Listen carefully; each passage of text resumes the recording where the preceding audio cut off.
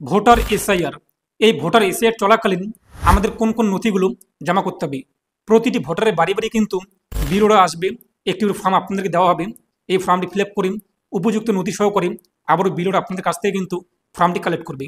এছাড়া আপনি অনলাইন থেকে যে ভোটার এসআইআরের আবেদন সেটি জানাতে পারবেন। তাহলে এখন প্রশ্ন, ভোটার এসআইআরের সময় আমাদের কোন কোন নথিগুলোর দরকার রয়েছে। এই মুহূর্তে কিন্তু ফেসবুক থেকে শুরু করে বিভিন্ন সোশ্যাল মিডিয়া প্ল্যাটফর্মে একটি পিডিএফ কিংবা একটি ফটো ভাইরাল হচ্ছে, সেখানে বলা হচ্ছে এই সমস্ত নথি থাকতে হবে। চলুন দেখে নিচ্ছি কী বলা হয়েছে। এর পাশাপাশি ইলেকশন কমিশন অফ ইন্ডিয়ার তরফ থেকে ওয়েস্ট বেঙ্গলের এসআইআর নিয়ে কোনো নোটিশ প্রকাশ করেছে কিনা, কোনো ডকুমেন্টস লিস্ট প্রকাশ করেছে কিনা, সমস্ত থাকবে আজকের ভিডিওতে। আর আপনি যদি এখনও পর্যন্ত ভিডিওতে লাইক না করে দেখেন, অবশ্যই লাইক করে দিন। পাশাপাশি চ্যানেল সাবস্ক্রাইব করে পাশে বেল ক্লিক করে নোটিফিকেশন রাখা রাখুন পরবর্তী ভিডিও সবার আগে পাওয়ার জন্য। আর আপনি যদি ভিডিওটি ফেসবুক পেজে দেখে থাকেন, অবশ্যই ফেসবুক পেজটি ফলো করুন।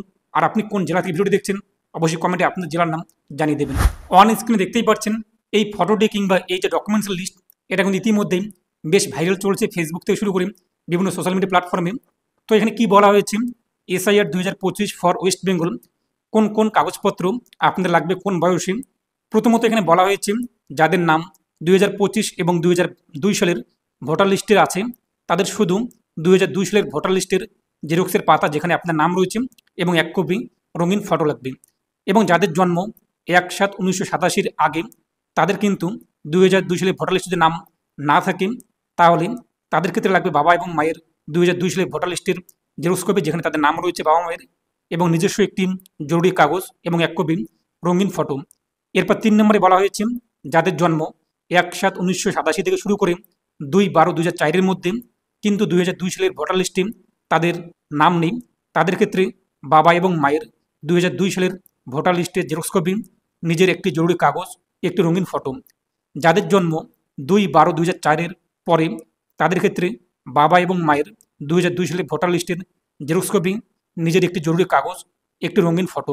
ডকুমেন্টস কী থাকতে হবে, সেক্ষেত্রে পেনশন প্রদানের আদেশ, পেনশন পেমেন্ট অর্ডার, জন্ম সার্টিফিকেট, পাসপোর্ট, স্কুল শংসাপত্র, স্থায়ী বাসিন্দা শংসাপত্র এবং কাস্ট সার্টিফিকেট অর্থাৎ এসসি এসটি এবং ওবিসি সার্টিফিকেট। এই যে লিস্টটি ইতিমধ্যে বেশ ফেসবুক সোশ্যাল মিডিয়া ভাইরাল হচ্ছে, এটা কিন্তু কোনো রকম অফিসিয়াল বিজ্ঞপ্তি কিংবা কোনো যে একটা সোর্স রয়েছে যে এই জায়গায় প্রকাশ হয়েছে, ইলেকশন কমিশন অফ ইন্ডিয়া তাদের পোর্টালে পাবলিশ করেছে যে ওয়েস্ট বেঙ্গলে এই সমস্ত ডকুমেন্টস ভ্যালিড হয়েছে, এরকম কিন্তু না। এটা কিন্তু জাস্ট বিভিন্ন খবরের ভিত্তিতে অনেকে তৈরি করে সোশ্যাল মিডিয়ায় ভাইরাল করে দিয়েছে।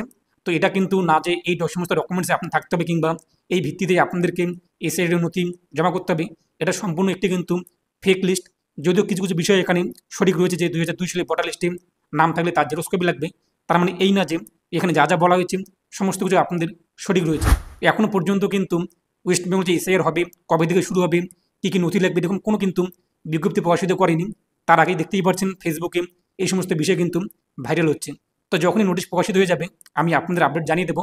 এবং বিআরে কোন কোন নথিগুলো চাওয়া হয়েছে যদি আপনারা সেটি জানতে চান, তো ভিডিও ডেসক্রিপশনে আমি আপনাদের লিঙ্ক দিয়ে দিয়েছি।